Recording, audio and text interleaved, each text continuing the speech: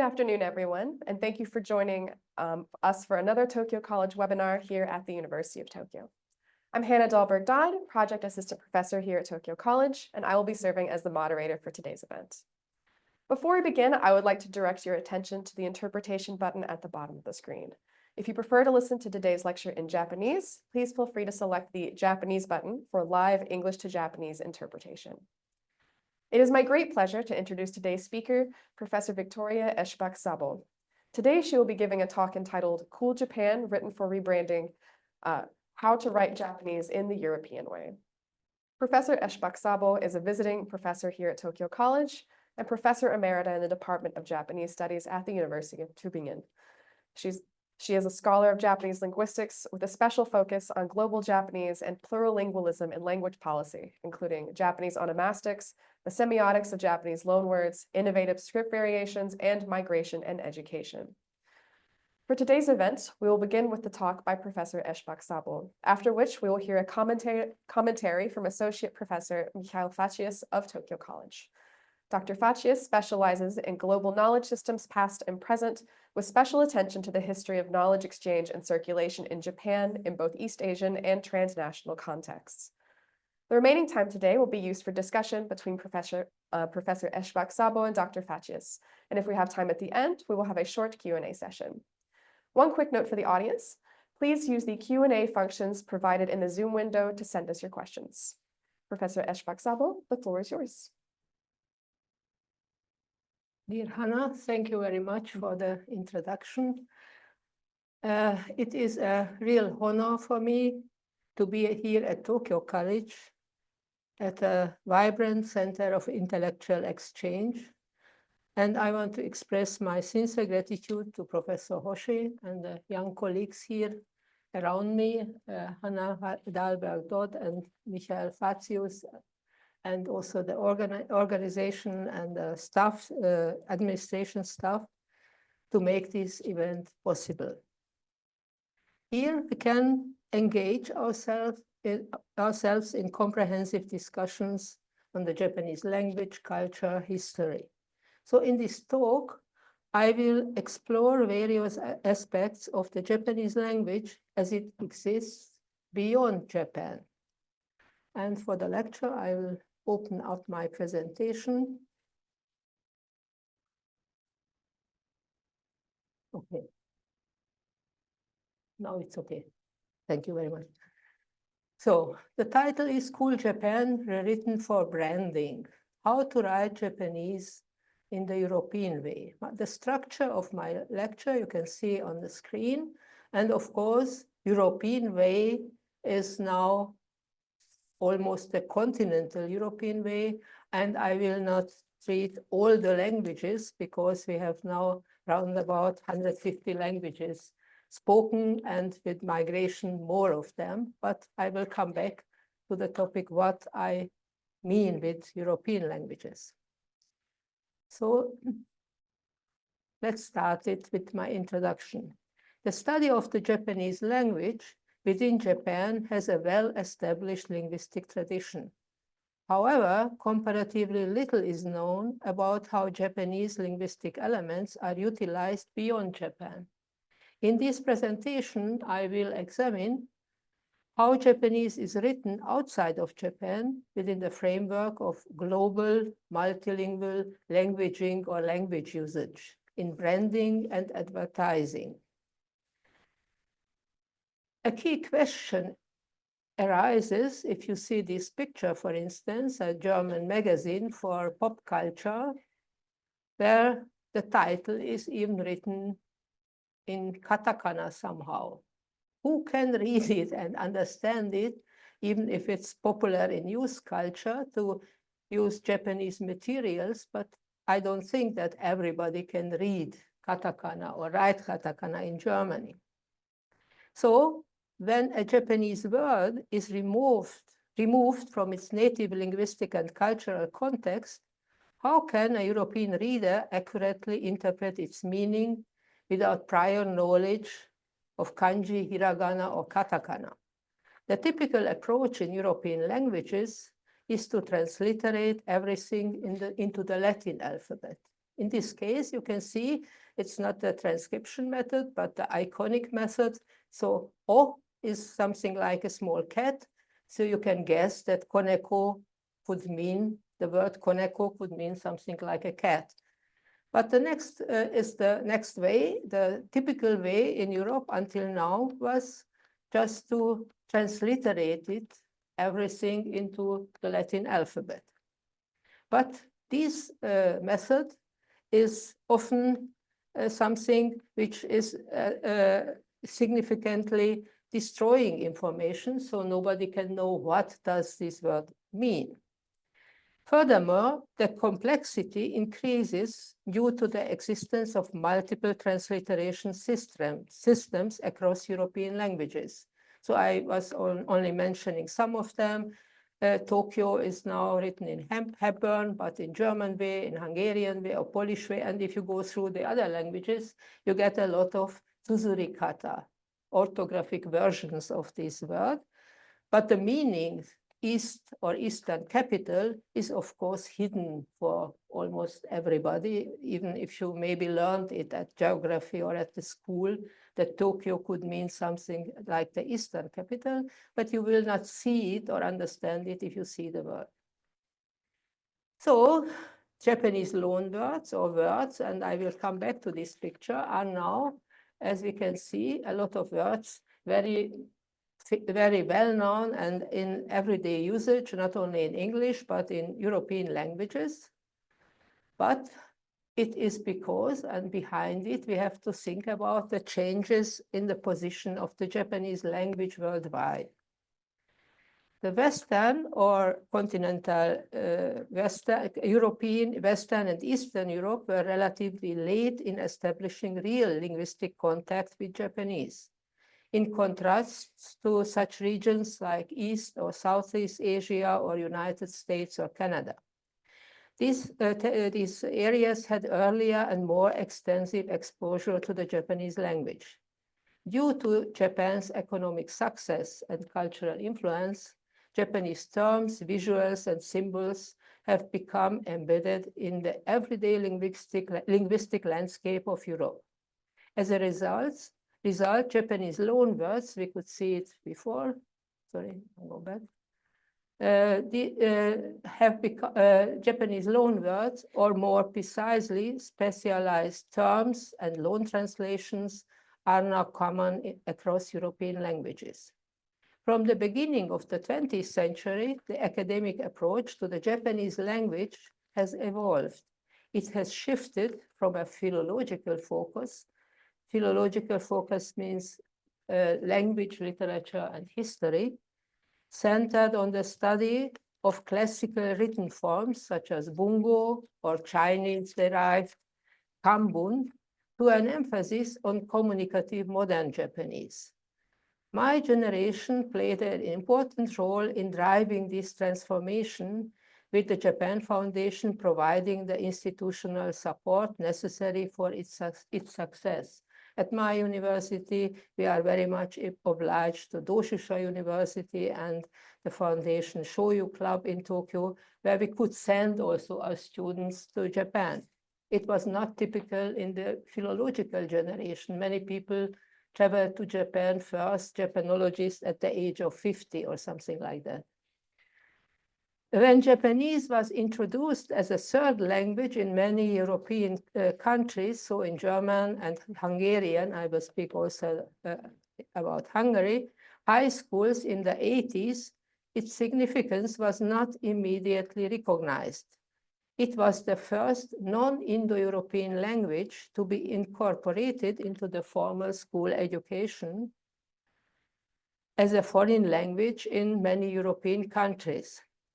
In recent decades, the digital age has further reshaped language learning patterns. With the rise of anime and Japanese pop culture, many Europeans have begun learning Japanese as a hobby. Today, Japanese consistently ranks among the top 10 most popular languages for online education worldwide. Japanese linguistic elements have become an integral part of the evolving global linguistic landscape, and these are the loanwords which are used almost in every important language. So the global linguistic landscape, which is experienced by individuals, by people through media, travel, and consumption.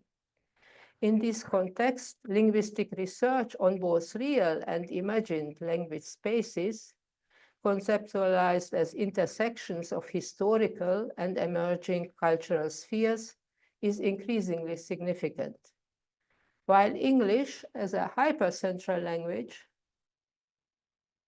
has been extensively studied, research on global Japanese as a supercentral language, one of the world's 20 most influential languages, is still in its early stages. If we trace the earliest linguistic contact between Japanese and European languages, we must consider Rangaku, the tradition of Dutch studies, through which Japanese terms gradually entered European languages. Likewise, Latin, Greek, Dutch, and other terms made their way into Japanese following an initial period of Portuguese influence. One of the foundational studies on linguistic contact between Japanese and European languages is Garland Cannon's important study, The Japanese Contribution to the English Language, published in '96. Through an analysis of standard and scientific English vocabularies, as well as encyclopedias, Cannon demonstrates that Japanese has significantly influenced English, contributing approximately 2,600 lexical entries from the 16th century to '92, excluding brand names such as Toyota or Mitsubishi and so on. More recent corpus-based research, so I come back to this, are the results of the corpus-based research, not only lexica and encyclopedia, highlights this trend. Yamamoto Miyuki, English Words of Japanese Origin, a study of dictionary and corpora, provides valuable insights into the statistical growth of Japanese terms in both written and spoken. Now we can also analyze spoken language data, American and British English. Similar patterns can be observed across other European languages, where Japanese loanwords have become common within the standard average European lexicon. Many of these, such as sushi, function as internationalism, or sometimes they are called as translingual elements. In a direct or indirect context, some of these are called gaikogo. It means outgoing words in Japan. So not gairaigo, but outgoing words. It's an interesting concept. Were already adapted into German, like der Futon with article, der oder das Bonsai, der Tofu, das Pokémon, and so on. So we can see that these English words are also distributed into every European language, and we have specific data from Germany. Despite this widespread linguistic influence, few comprehensive studies have traced the historical integration of Japanese terms into European languages beyond English. So we have no studies, very few studies for the other languages. As a result, we must often rely on digital resources and online databases to infer the ongoing evolution of our linguistic landscape with Japanese elements. So after the, sorry, I take some water.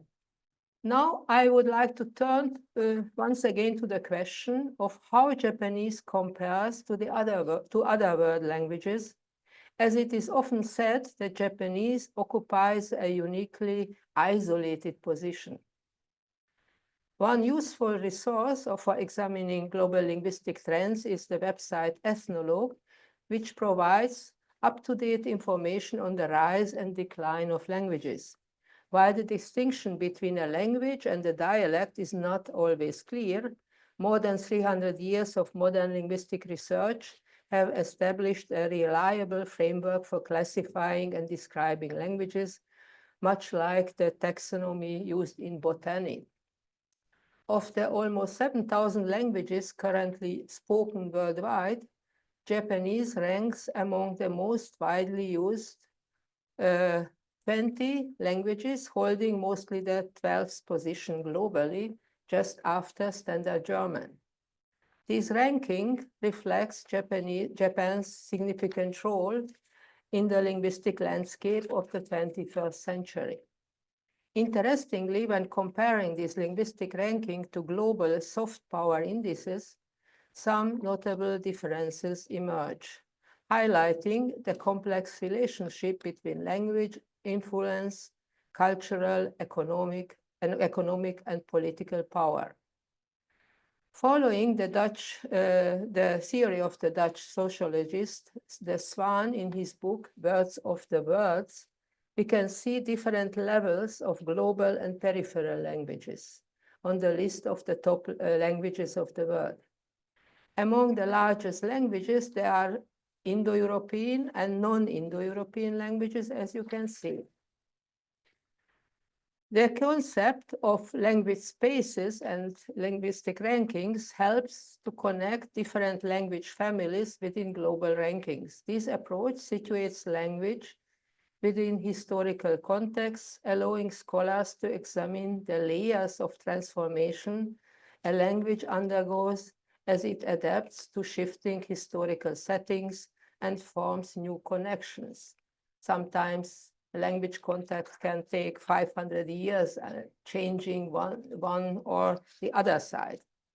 At the hypercentral level, English serves as the primary language of the global linguistic space, performing essential functions in international banking, meteorology, aviation, global news, internet, and other transnational domains. At the same time, English also exists as a geographically fixed linguistic space with distinct national varieties, such as British or American or Australian English. Several European languages, I call them standard average European languages because they are interconnected. German, French, Portuguese, and Spanish are classified as supercentral languages, occupying influential positions in global communication.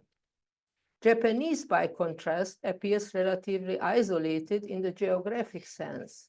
However, despite this perception, Japan is and remains a global player in economic and cultural influence, ranking among the world's top soft power nations and languages.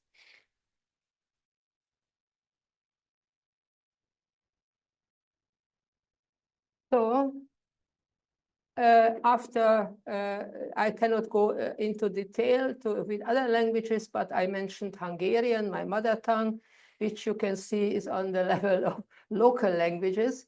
That means that the 220 nation states have also sometimes not so important languages as an official language. Why are these, or how are the standard European languages somehow connected? I can show it with a short example on the vocabulary, which may also develop in a historical dimension. A very long time now we have Latin, which is almost 2,000 years before, but the effect of Latin is still there in all languages used as an academic or an intellectual language, a written language in Europe.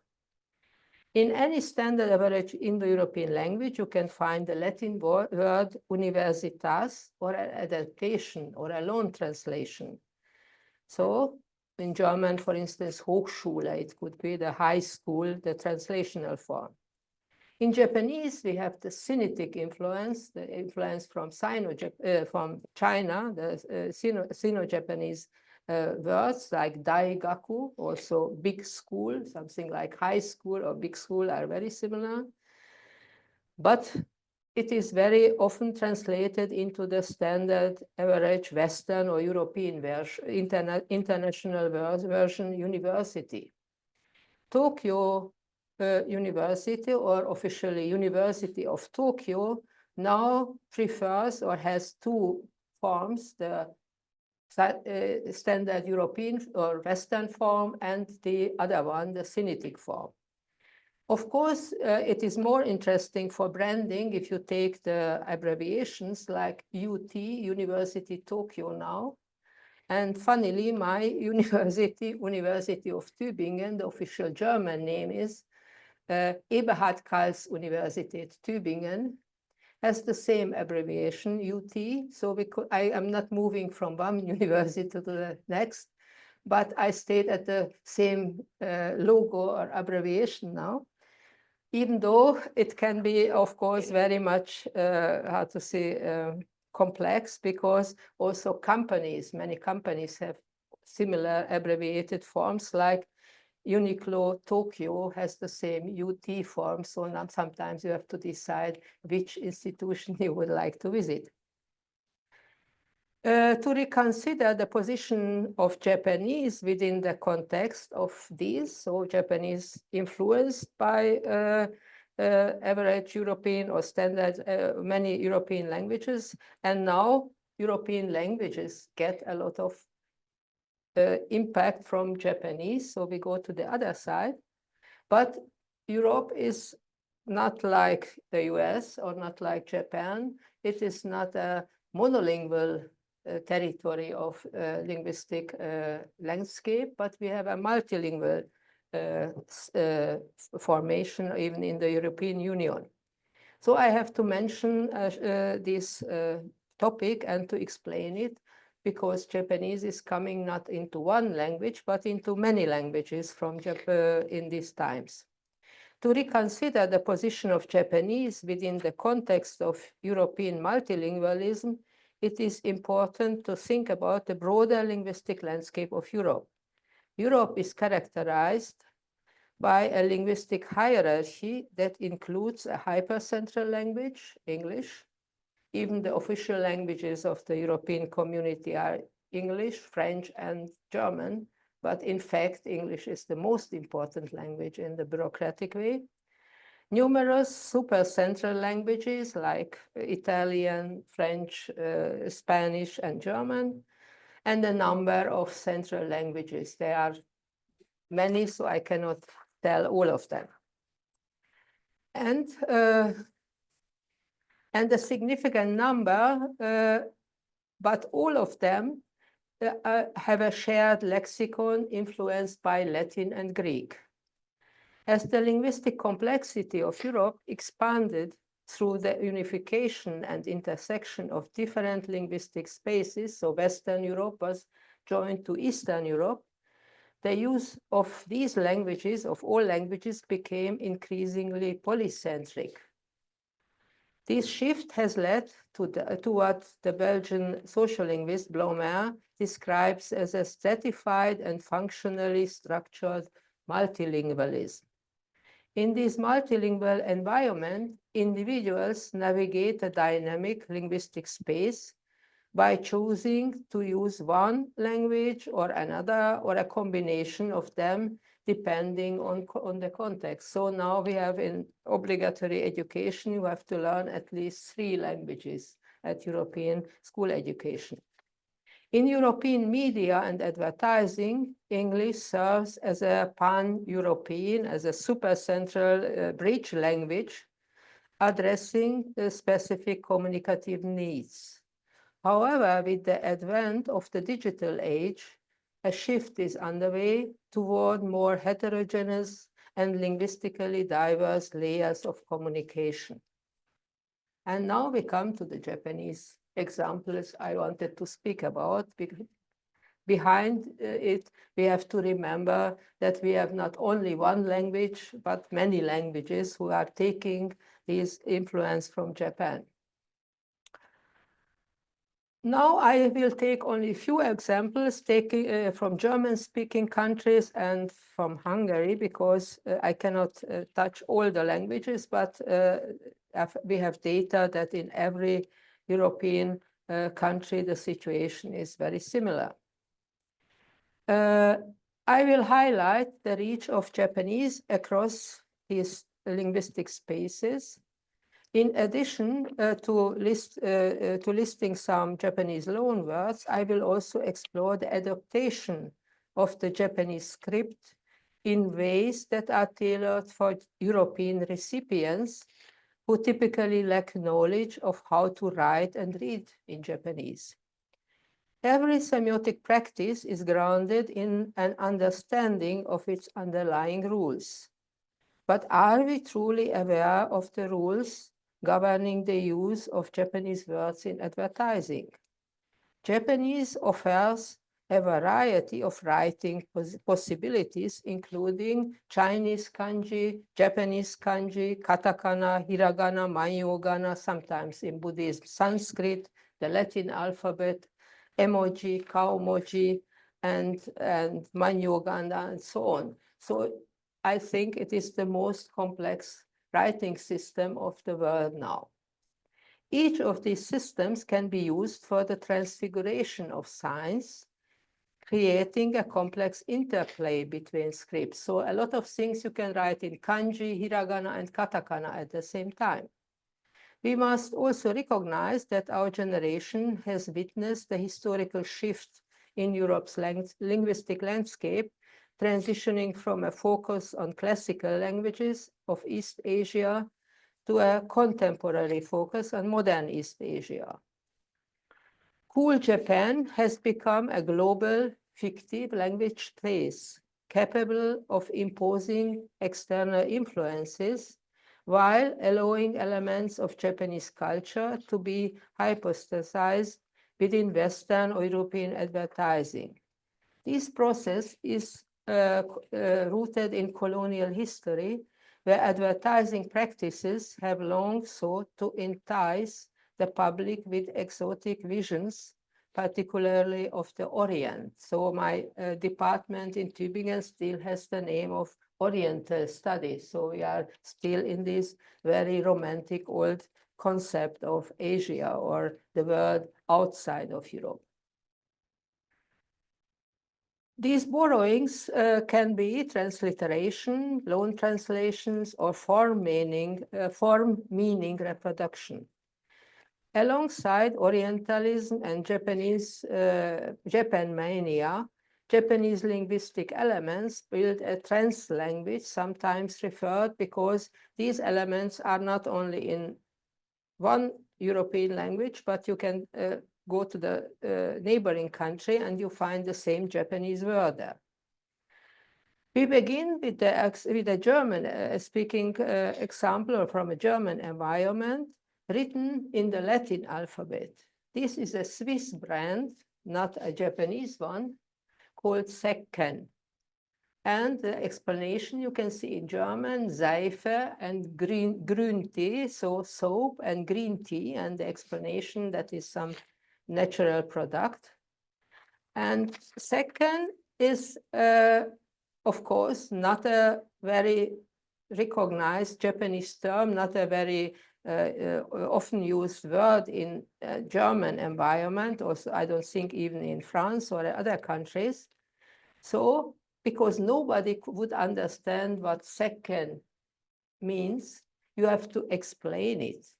And the explanatory note here with green tea and Seife explains it to everybody. And as the concept of green tea has something very, an association to Japan, it is almost clear to everybody that that could be something close or connected to Japan.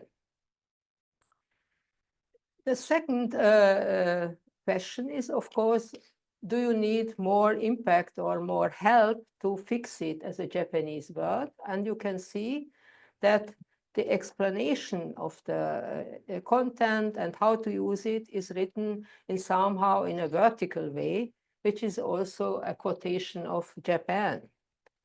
This invention, Sekken, is not imported from Japan, but made in Switzerland, in Solothurn.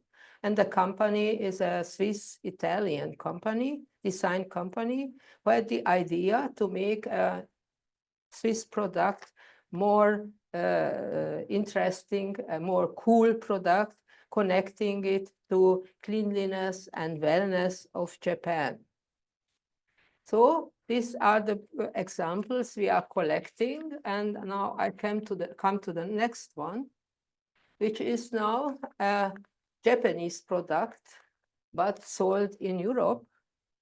And it is a product from Kyoto, Kyo Miyori, which could mean Kyoto beautiful weaving, so something to bring good luck with textile production or connecting the connections. And it is something also a cream, a cosmetical product. The advertising text reads, Koisuru Tamahada hand cream. So if you ask anybody in Europe who reads this text in Latin alphabet, if somebody could understand it, I couldn't find anybody, of course. And even how does somebody know that this is written in Japanese? So first you have to recognize the language to understand it. So beaded skin for love, maybe it is even a quotation from some Heian Judaic waka, I don't know. But it is only understandable for normal consumer, the hand cream version. But with the flower and with the explanation on the other side written in Japanese, some people could guess that this is an exotic other, some specific product from Japan. And even people who are unfamiliar with the Japanese language can guess that it is something very important and very specific product from Japan. So when I asked many German-speaking individuals what could it mean, just to show them this sentence, a lot of them could recognize the Japanese koi. Not because of love, but it's homophone. It's the same word like calf, which is very much a normal Japanese word or well-known Japanese word in the German language background countries. So in hobby circles, it could be something like a lot of people would think that the hand cream is connected to some fishes swimming around. This example illustrates that Japanese linguistic elements written even in the Latin alphabet may create an aura of exoticism while remaining opaque to the average European consumer, but sometimes people like something hidden, which you cannot understand. So now I will come to an example with a real example from the Japanese writing system, Tokyo, written in a little bit changed kanji form. And then you can see Tokyo below in a idea alphabet version where K is turned down. And this is a restaurant in Budapest at the chain bridge built by an English engineer. And this script is, of course, Tokyo is not somebody could read the two characters, but it is something like a decorative element. And as this K, even if it is changed now, everybody can reconstruct it as a K. It is also understandable for the consumers, tourists coming to this place.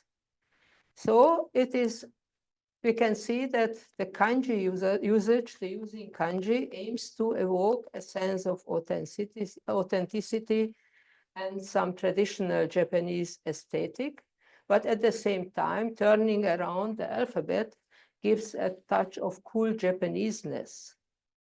And in this sense, a lot of people would like to enter this restaurant, even if they will be a little bit perplexed by this signboard where they can see only some quoted elements. But it is some example for design and cool design with innovative creativity to make new adaptations of original signs, kanji in a new way, and also alphabet in a new way, to make such new branding strategy to infuse the product with a distinct aura of Japaneseness at the same time with a global appeal. This example could demonstrate how Japan is seen in a very modern, at the same time as an exotic historical other, but a global new brand. And this example is now an American brand. And of course, American brands are moving around in Europe, so we shouldn't exclude them. This is a quotation or a photo I took 2000 at my very small city, Tübingen, where I was shocked that McDonald's, you may know this company, makes advertisement in katakana. And it is a very small city of 80,000 inhabitants. And statistically, if I count all the students of the Japanese department who can read it, then they come to not more than 200 or 300 or sometimes 400. So in this case, it was very interesting. Then we made also some field work asking people how, what could it be and why, which writing convention could it be? But a lot of them couldn't understand it, but only guessed that because of fu, because fu is only a very short morpheme or word, it could be written in Chinese. So it didn't come to the Japanese katakana version, but mekfu had some Chinese image, and therefore a lot of people guessed it. And this is also an example for the fact that normally if something is written like in hiragana or katakana, there is no phonetic explanation for the consumer. So it is once again only something like a decorative element which is moving around to make something exotic or specific, because everybody who was there was just perplexed and looked twice.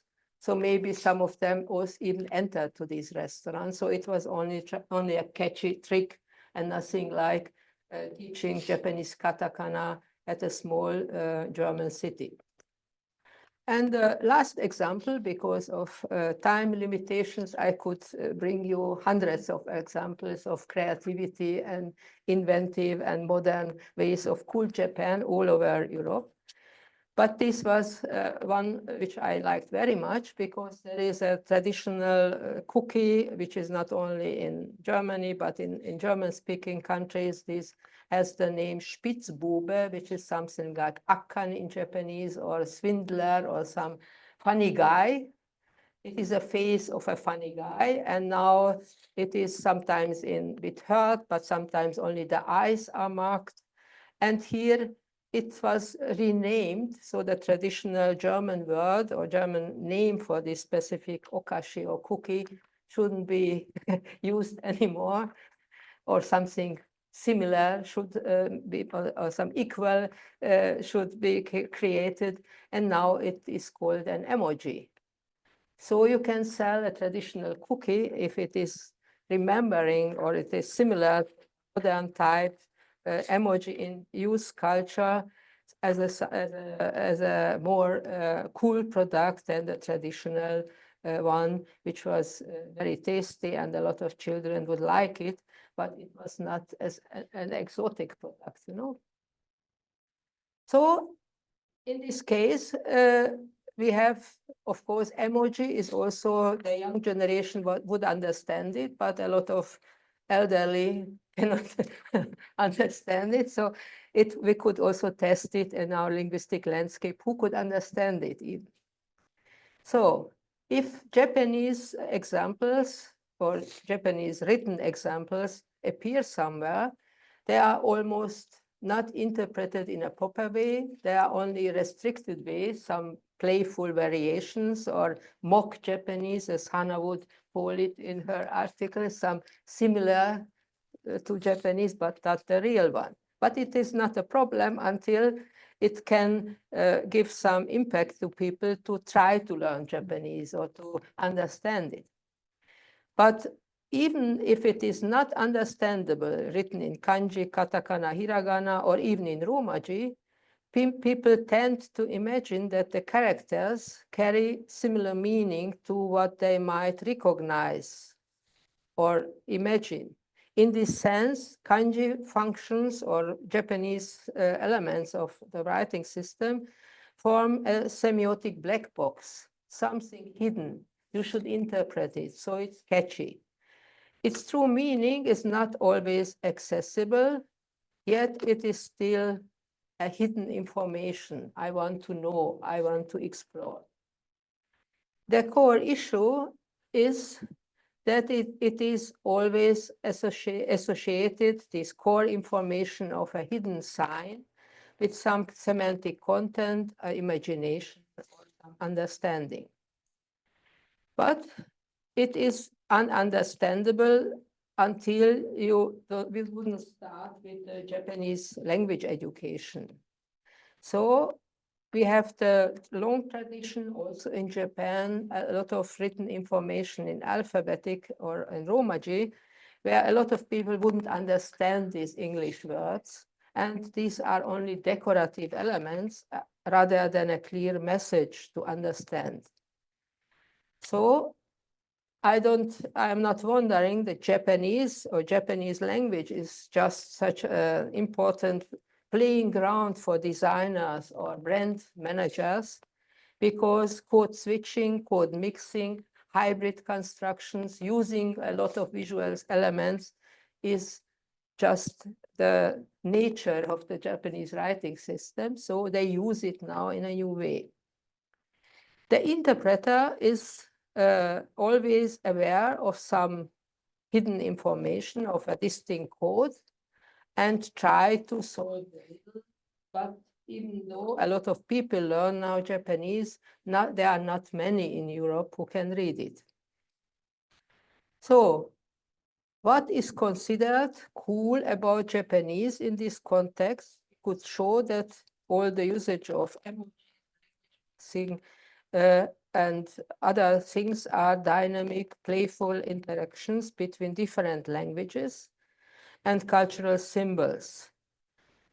And this is now everywhere shown in coolness of Japanese in postmodern advertising and branding.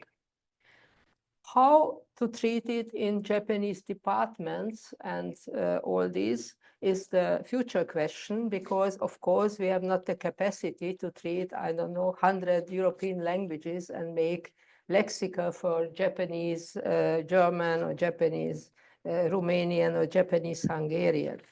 So written Japanese in the European context is now very enigmatic and very multi-centered, and it is not a topic which is well researched, and therefore my last screen picture gives some information, and I would like to close with some ideas how to do further studies, how to use this cool Japanese branding scene for analysis or for the future of Japanese studies. So my subject was the interpretation of brands and advertisements as multilingual and figurative sign combinations. Written Japanese in the European context involves cultural crossing, borrowing, combined in mixed codes. Most versions of advertisement constructions were written in restricted script versions. As Japanese is leaving the authentic Japanese writing conventions are hard to apply, and the Japanese elements are very often only markers for Japaneseness, and the semantic information, what is this brand, is conveyed by explanations or additive visuals. Probably the obstacle of not telling what is written in Japanese in the phonetic transcription or in the semantic interpretation is part of the Japanese secret and often gives the interpretation of the message wished to convey unmistakably mystic overtones of Japaneseness. These Japanese advertisements present a challenge of interpretation. Why is the need for the European market for brands to be presented with diversified Japanese writing conventions? European brands with Japanese names or brand names are produced with the technique to communicate certain elements and produce not authentic and correct Japanese, but a new Japaneseness. The transmission of words in the branding is not puristic, so it is not the Japanese original version, but as some restricted new creative variation of Japanese script outside of Japan. From this perspective, it is understandable that the need to communicate certain elements and deliberately neglect others.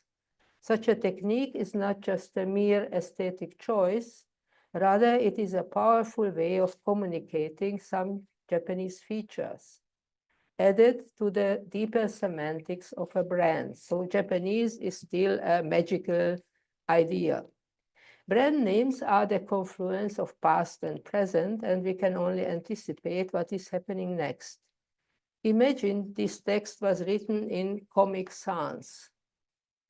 Would the choice impact your image of my presentation, of me as an author, despite causing no literal change to the context within?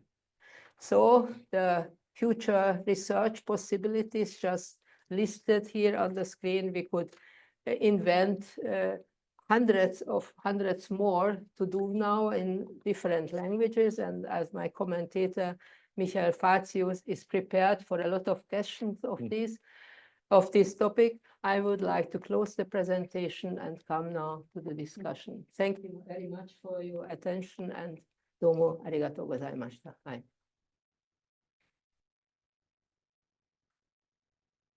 Thank you very much, Professor ESCHBACH-SZABO, for that fascinating discussion of the current state of how Japaneseness is conveyed and represented linguistically and visually in Europe, and some of the cross-cultural underpinnings that make that representation possible.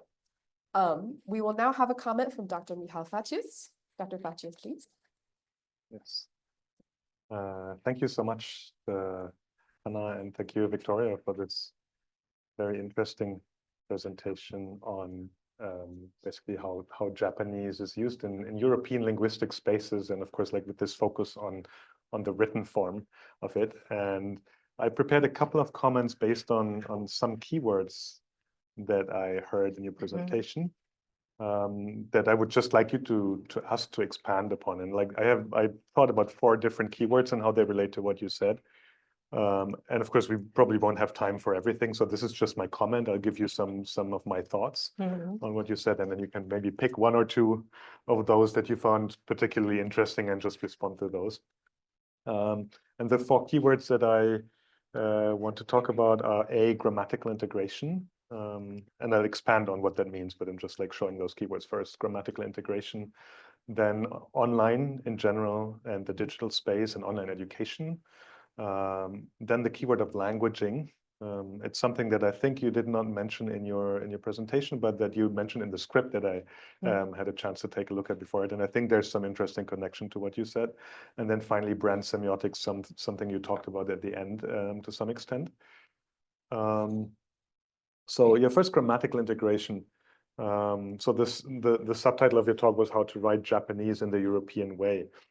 And I just wondered if you gave us a lot of examples, and I just wondered if because you have this broad European perspective and you're a speaker of several languages yourself, and Europe is a big place. So I wondered if you could talk a bit more about structural patterns that you saw that happen when Japanese comes into this European space. And of course, you focused on script, but perhaps there's also something interesting to say about the relationship between script and then the oral form, so the spoken form of these imported words: phonetics, phonology, phonotactics, prosody. We don't need to go into it's a general lecture. We don't need to go into the technical details, but like just like these keywords for you, thinking about the relationship between the Japanese word entering European spaces in script, and then like how it's adapted to fit into these spaces, grammatically, basically. So do you have any interesting observations or like points of comparison between what happens in some of the different European languages or spaces that you have been studying over the last years and decades, I think? And then also because you've been talking about this diachronic, this historical dimension of like what has been changing, like I would be interested because you've been working on this for such a long time. Like, do you see any changes in that, like patterns, like how people adapted these words in the 1990s? Is there any difference to how it's being done now? Like, if you have anything, Okay. like, so it's like one simple example to make it more like concrete, like you mentioned, kombucha gets the female gender in German. I'm also a German native speaker. So die Kombucha, for me, it would be der Kombucha, for example, because it's der Tee. Or just in German, judo becomes judo, right? For many people with the yi sound, because that's how we read the J in German. So like these are all different types of patterns of like actually integrating the script and making changes to the written form and how it's then pronounced. Just if you see any patterns there. Then the second question, of course, is online. We want to mention all the questions at once, okay? I mean, we can also like take a stop depending on how you want to do it. I would like to propose Okay, then we do it then, like this. Of course, sure. Okay, then let's do it like this. Sorry, because then I think No, of course. I have to Then just to make it a little bit no worries. for me to remember all the questions. Of course. Okay. No. So the question was, and it is, I didn't go into it. Of course, I didn't explore the details of these phonetic, grammatic, and semantic questions. What happens with all these loan words in different languages? And I only mentioned some examples now from German and only Hungarian, but Hungarian word was only Tokyo, so it's nothing like how it is integrated into Hungarian. But of course, the question is, we have different patterns of first, how these words are pronounced. You mentioned this with judo and judo, that also the Latin alphabet is not clear how to read it or how to pronounce these words.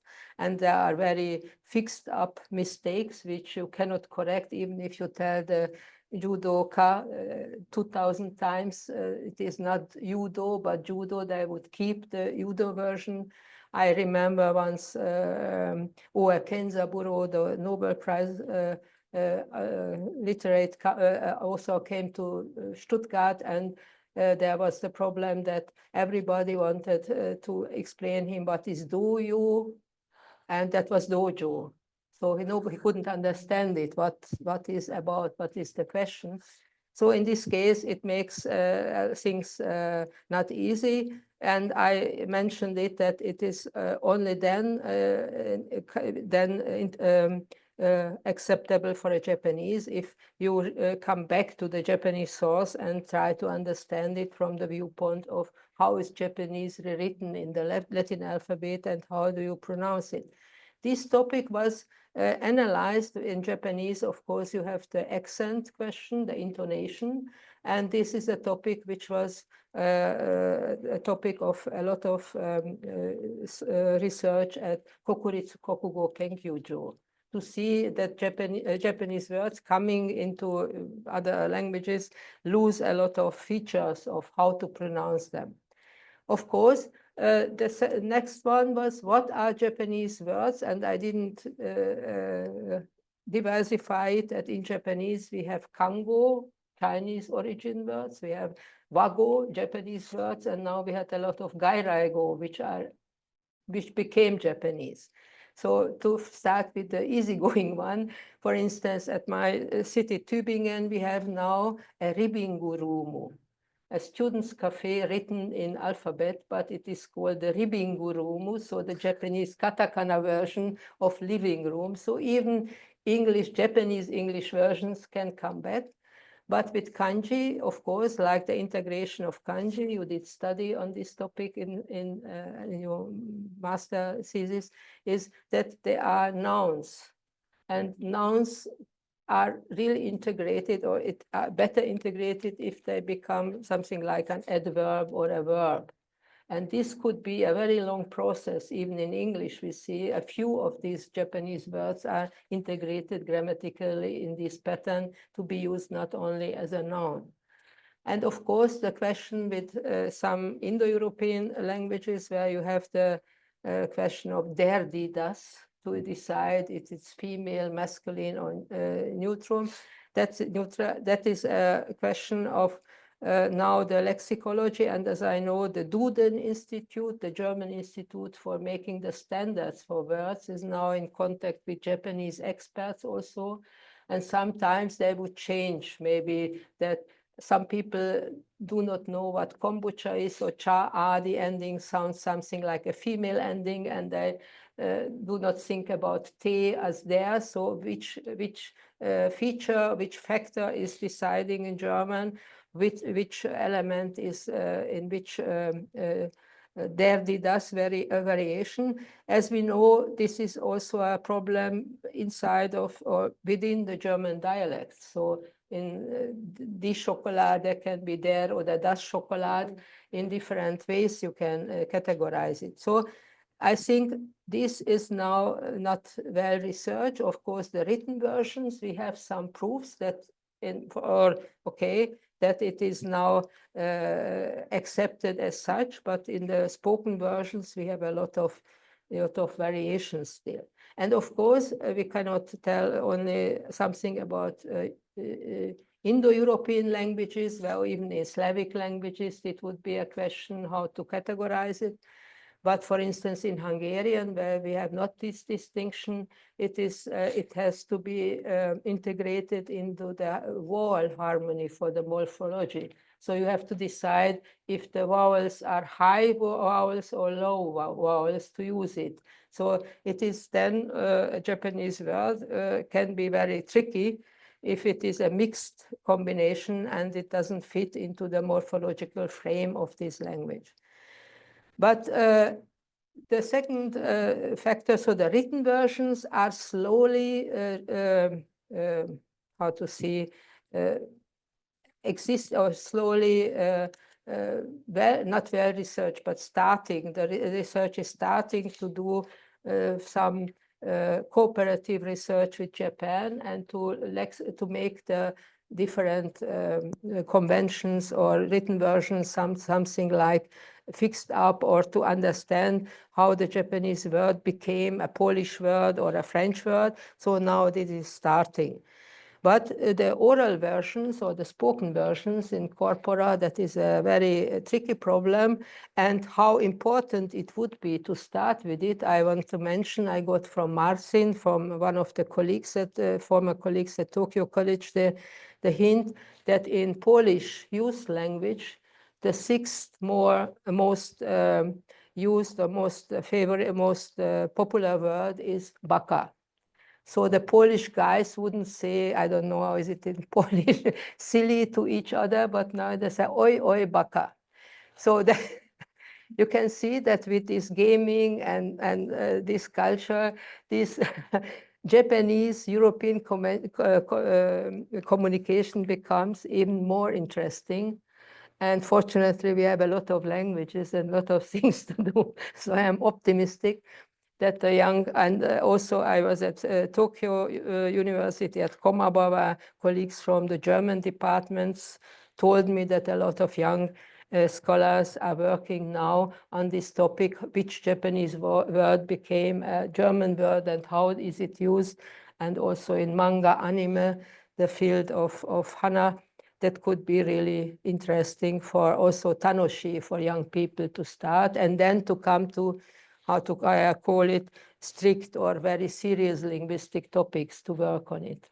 Was it enough, or did it? That's more than enough, yeah, of course. Okay. Thank you for all these additional details about the kind of linguistic and, in a sense, technical grammatical aspect of how that works. So, that's great. Okay, let me move on to a second question, comment that I have, and that's about the role of online education, but also online in general. So you mentioned the shift to the digital age, as well as online education, how they affect the place of Japanese around the world and in Europe. And in a sense, of course, like this thing that you said about Japan being geographically isolated, one of the effects of digitization and the internet and social media is, of course, that it basically doesn't play a role anymore at all in terms of like the accessibility of Japanese and all of that. So I just wondered, can you talk a bit more about that aspect, as your examples are from print media and from product design and like storefronts and so on. And if you think about it, then the biggest impact of Japanese in Europe in the 1990s and 2000 probably came through anime and video games, through TV and video games. But now if you look at like Instagram has 2.1 billion, right, monthly active users. TikTok has 2.2 billion monthly active users. Duolingo, the language learning app, which is not social media, but just for people who learn, has 110 million monthly active users. And Duolingo, for example, Japanese is also always on rank number 4 or 5. 4 or 5, like yes. that, right? I found 6, but it's okay. Everything, okay. I mean, but like it but in the fluctuates a bit, but top 5, but it top 10, depends on the year, probably. Yeah. Yes, So like, I mean, these are the primary media for millennial, Gen Z, Gen Alpha generations, so people under 40, 45 or something, to learn about other languages and cultures. And then you have online content from these gamified language learning, and on TikTok and Instagram you have the reels and accounts for language learning where people explain kanji in a funny and entertaining way, or they explain how to use like the Japanese usage, things like baka. I think that probably doesn't even come directly from anime anymore, but probably from people who use like TikTok trends, to play with anime. And then like this is how it mostly been spreading in the last 5 or 10 years or so. And then you have a separate thing which you don't have to talk about. I just wanted to mention because it's like part of my comment and the way I've been thinking about is like then also things like AI and automated translation, which of course also like just like completely eliminate this felt barrier between a foreign script. Like if you use Google Translate, like, and hold it in front of kanji, right, it will just literally eliminate the foreignness and just give you the English instead. Like it visually eliminates the foreign language too, right? Stuff like that. So like I just wondered if you've like in your research that you've done, or like just your way of thinking about it, how do these trends of digitization, of social media usage, of like the shrinking of the linguistic space, or flattening of the global linguistic space, how does it affect the case of Japanese script in European language spaces? Okay, so that is a very, how to say, hard and interesting question. My first lecture at Tokyo College was just thinking about Japanese as a scientific language. So it was the meaning of not to use only English, but just to keep the tradition and the knowledge, which is not translated into other languages. So it is very important to think about the position of these languages in the global scene, that the conservation of Japanese languages are always seen, or very often seen, as some natural developments. But these are also products. We have to work on it. We have to produce databases and lexica and all these things. But you may think that it is a very old-fashioned Stone Age way of thinking. But even the artificial intelligence world, or this modern gaming and TikTok and all this fantastic amount of data what is moving around the world, I think we have levels of communication and knowledge behind the producing something. So of course, nothing against enjoying manga like funny situations and using this language, but we have also a hierarchy, and technical or scientific information, or even bureaucratic information, we say can see it in case of migration, are now in need of Yasashi Nihongo, of translating it to something a normal citizen of this country or an incomer could understand it.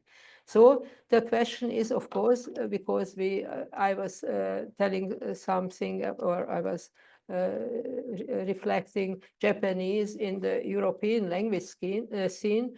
I would like to come back to Europe as also something like a user of English as the most popular language until now, but of course now Chinese, Hindi, or other languages with a large population can be at the same number of votes, I don't know, or are on the market at least.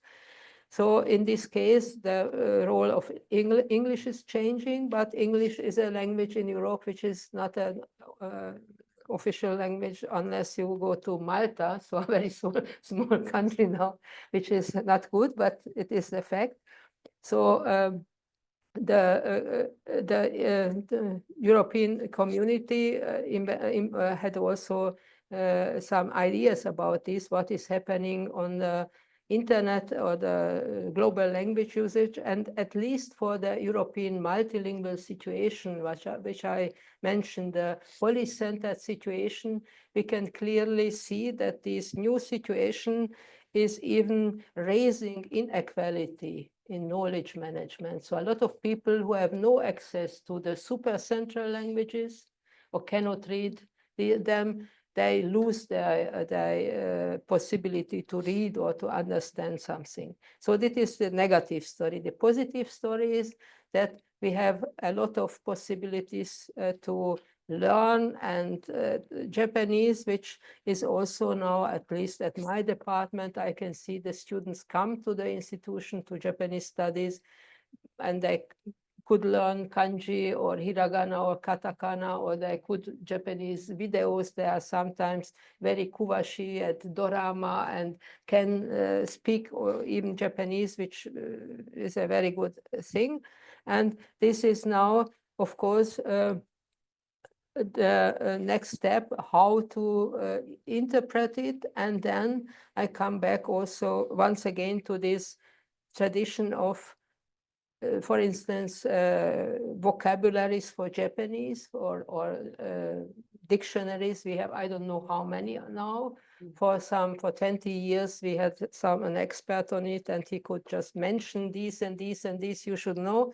But now, if you open up the internet every day, you will find a new Japanese, English, Japanese, French, Japanese, Polish, I don't know what dictionary, which can be seen as a chance to become somebody who can, for instance, understand what second could be. And these people are not in need, like we were, just to go to an institution and look on the shelf for a dictionary. Where there were not many for the most in the European languages. But otherwise, the information quality in these self-made objects is sometimes rather low, or a lot of mistakes are there. So now the function of institution like our institution for Japanese studies is, for instance, to teach the students the minimum standards of what should be in a lexicon, how is it made, what is the Japanese version of interpretation. And one other topic you mentioned is the readability of Japanese texts without with iPhone or just Google Translate and all these things. And then I think a lot of young, but not only young scholars, but people in my environment or academia now even started to teach at classes how to use artificial intelligence, but to at the same time also, once again, to understand it very kuwashi, very detailed, just to learn that what we learned before, to decide if it is a big mistake or it is correct, because there is no institution to hinder you to put the silliest solutions or translations to it. And my cognitive question is, of course, and that is not clear for me, even if I have now, fortunately, grandchildren where I can observe them with this new wave of information technology, what will happen with their abilities to memorize something. Because we had a very traditional way of learning, for instance, characters just to write them. And I think as a mnemotechnique or educational or pedagogical method, it was very important because the human intelligence to produce pictures and writing systems and sounds were, as we could learn also at a lecture of Tokyo College, somehow connected in our brain. And what would happen if one of these abilities is not trained anymore? What would happen? Of course, it is not a question only for Japanese now. And in case of the Japanese language teaching, I would see these new ways of Duolingo or I don't know what as a chance for the young people to engage more in things which are content-based or to learn, because that's what we did for a long time, was maybe not a very economic version, and it was very slow to learn such a language. Now you can become quicker solutions for the correct pronunciation, or also pragmatic knowledge, how the word is used in a video and all these things. Okay, I hope I mentioned almost all of your questions. You absolutely don't have to. Like, this is just my comment and my thoughts, and you can pick whatever you most want to. But still, I think you gave us some rich additional data and thoughts. So like, very much appreciated. Okay, then the next question I had is about this term languaging that I found in your script, but I think that's very relevant to what you're saying. And I just wondered if you could expand a bit on that. I don't think you need to expand on the term. Like, I can just like share my understanding of what it means. But the question is like the perspective it brings to the research that you've been doing. Yes, and so languaging is basically, like, for me, a way of saying that language is not a thing, like it's not a countable object, but it's an ongoing process done by human beings. It's an activity done by humans using language to speak and to write for all kinds of purposes and to fulfill some needs in the world, right? And this perspective is of course even more useful if we look at the language space that like incorporates all of these different languages, like Japanese in Europe, for example. And some of your case studies that you've shown us, they were static objects, right? They were products or individual words, and the analysis you applied was more like one of like structural linguistics in some senses. So like, I just wondered if you could talk about the living process aspect that's implied in what you've been saying about the side of the people who try to read and to try to make sense of the magazines, of the burgers, of the restaurant logos, or of something more substantial that goes beyond advertising. Like, how do regular people in Europe make sense and make use of like these bits of Japanese when they don't speak Japanese or read Japanese per se? I wonder if there's like some research in, like, for example, cognitive linguistics, how people deal with that, or like anything about how people make use of these bits of a foreign language when they don't actually know it, but they encounter it all the time in various forms and then like get to engage with it in some ways. Okay, so that is now a very complex and very abstract question, but I try to again like focus on the part that like resonates most. Nothing like a critique, but just to think from which end should I start to climb the ladder, you know, down or backwards.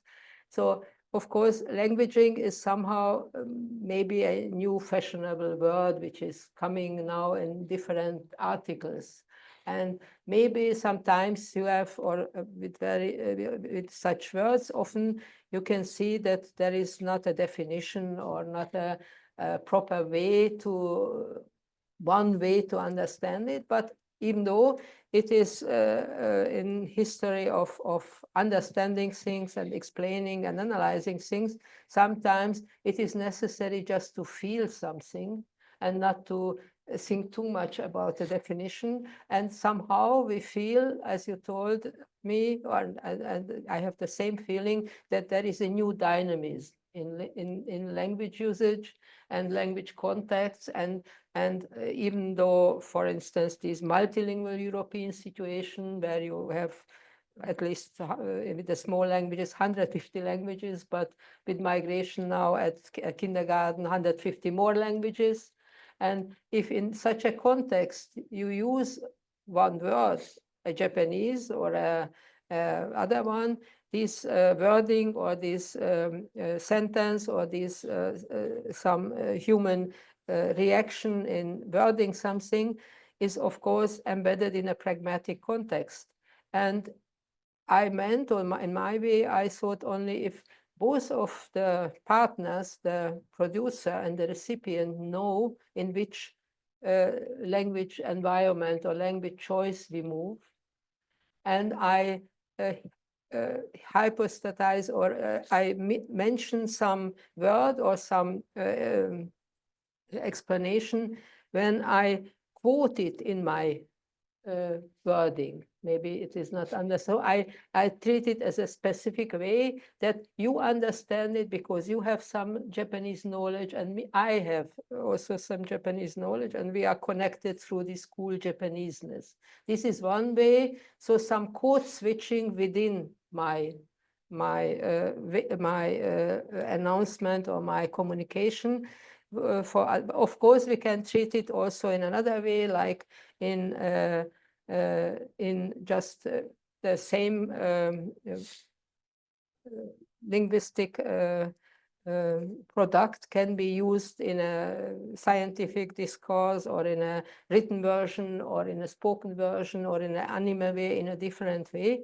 So we have now a new situation that we have more media, new ways of for instance, in youth communication or on TikTok or all these cases, we have an absolutely floating ukiyo-e usage of different linguistic utterances.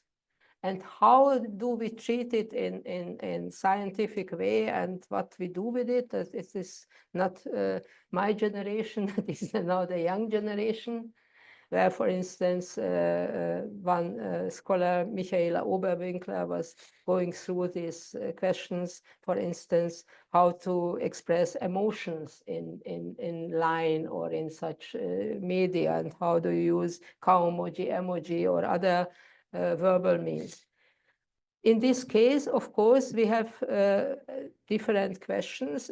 Is there, for instance, an example that Japanese is used in European young people's or elderly or somebody's context as a secret communication, a group language? Because now you could also make it something like a transcript of another language. We don't know it.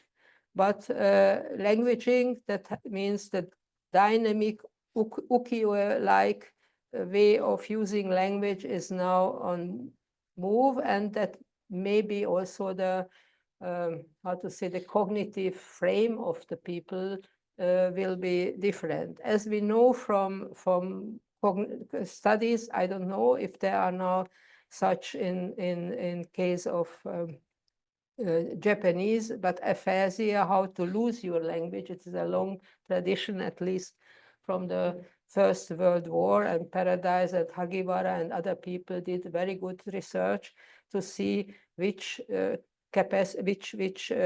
competencies you should have and how do you lose it. For instance, some people can read the kanji in onyomi, but they do not understand the semantic meaning. And other people can understand the semantic meaning of the kanji, but cannot read it as a onyomi or kunyomi. So these cognitive brain possibilities are, as I know now, the topic of more medical or psychological field, but of course, Japanese studies can be connected to it. And the other way around is, of course, how to use this knowledge for language teaching. So, for instance, I was always telling to everybody that these standards, language standards, how quick or how slow you should learn Japanese are sometimes not very useful, because somebody may be more the visual type and the other one the auditive type, and you should consider that not every week the same result would come out with the people. But now the new language standards seem to press people to a one-way language learning pattern. Everybody has to know after so many months such and such a number of kanji, for instance, you know. So this is, and okay, and only one, and then I finish all my comments. Where we know a lot of things about signs and how to interpret them is, of course, a topic which I couldn't develop, but I'm also really not an expert on this, is that the people who are working on commercials or branding or advertisement, they are well prepared and advanced with a lot of psycholinguistic, psychosemiotic instruments. So they can catch which part of the corner or which sign you see the first and where you get some emotional implication of it. So that is the psycholinguistic way or psychosemiotic way is more research, I think, in the practical way. So the experts wouldn't just draw a picture and put 2 Japanese kanji to it, but they know if they want to sell the product after 2 weeks, which corner is the best and which color is the best to fetch your attention. I see, yeah. That connects me to the last thing I wanted to ask you, which is like this whole thing about brand semiotics. And I think like so many of your examples were connected to like marketing, and that's why I also like got to think like, is this linguistic perspective that you like showed us in the talk, is it actually enough, right? I mean, you're implying that it's also not, that like much of it is about branding. For example, I can think about this Koneko logo. I can basically hear, you know, how the marketing person was talking to the designer, like put something in there to make it visually look more exotic, more Japanese, you know, like. I think nobody probably in the design process really cared about if people could read this or if it's Japanese script per se. You know, like if you go a bit back to the early 2000s, like basically all of East Asia was just one blob in the mind of most Europeans anyway, right? So like anything that this kind of Asian, you know, that transports visually Asianness would be enough, right? So, so this kind of like these designers and the creators of basically, as you said, I think they mostly care about like conveying like Asianness, sometimes specifically Japaneseness, without caring about the linguistic aspect in a narrow sense at all.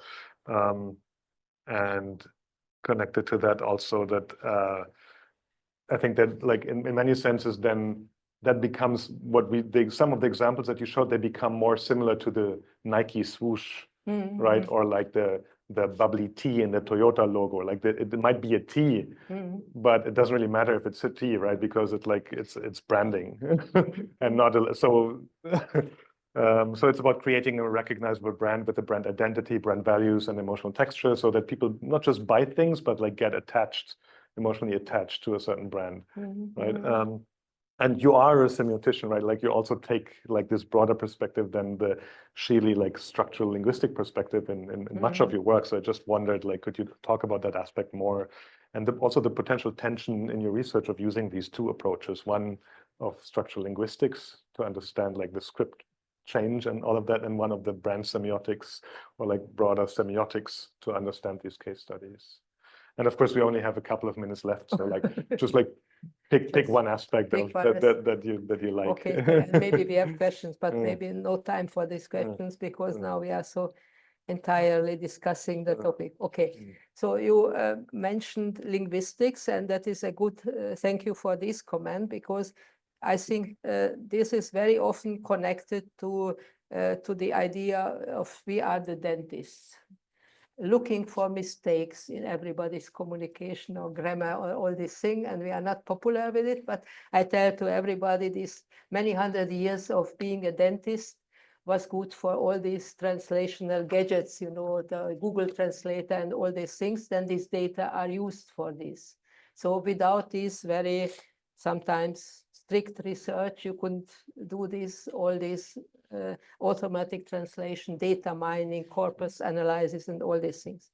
But fortunately, linguistics is something a very broad science where you can come from aesthetics to natural sciences, measuring how is the eye, how are the diphthongs are pronounced in some language or so on. So you have a very broad sense, and you are right that I was always thinking that we shouldn't cut it only to one way, and your research is also not in the strict sense attaching to one way, and it's also important sometimes in science, but to see it in a broader version. And because of this very wide perspective of semiotics, I wanted just to mention that that could be also some motivation to make this strict version of linguistics, just to collect all these Japanese words and how did they change loan words in different languages, which is maybe also interesting for the Japanese themselves. And also how quick and how slow these influences, maybe some of the words like, I don't know, tofu then will become more the Chinese version because it can be also the same object, and it is now competing with some Korean or Chinese words, which are kanji or kango, maybe Chinese origin words in these languages. But my topic was, for instance, I wrote a small article about for a very long time how the shops in Europe are changing, introducing objects like futon, and how is it different if in Japan now the living rooms have European furniture, and how the naming and the customs are also how to sit, how to stand, how to eat. So all the human anthropology is changing by these semiotic and object changes. So that is always my interest to think about it. And in this case, for instance, Yamamoto Miyuko's study, she is from information sciences, she's not a Japanologist, but she wrote in her thesis that the motivation was that she was shocked that she went to a shop in somewhere in Europe, and she could see that the futons are not the original Japanese one. And therefore, she started to collect all the words used in English from Japanese origin. So I would say that you have a freedom, even in linguistics or historical studies, or now part of semiotics, what was for a while semiotics, is now in media studies or in other communication departments. So we have an open up perspective to take it, but you should have some idea of methods and how do you explain and how do you look for things. And semiotics is, of course, something, a very long tradition coming from medicine in a Greek tradition. And we can see that as the medical department still cannot explain all the science, I am very optimistic that it will take very long time until we can explain all these Japanese loan words or impacts also in brand names. But you are right, and just to close it, that these are not always coded like words or with language, but of course we have to dig it out or to connect it more to visuals, like produced by branding experts. And it is also, as I could see, if you do such work in your teaching or train the students, it can be very inspiring. And we have people who are now editors of tattoo magazines combining irezumi from Japan and the Western tradition. But just to see how it is the world now connected, that was my intention to show, and how important the Japanese influence is, because it's very often, if I speak to Japanese, they do not realize it really. That there is a television show now, I could travel only in Japanese through the whole world.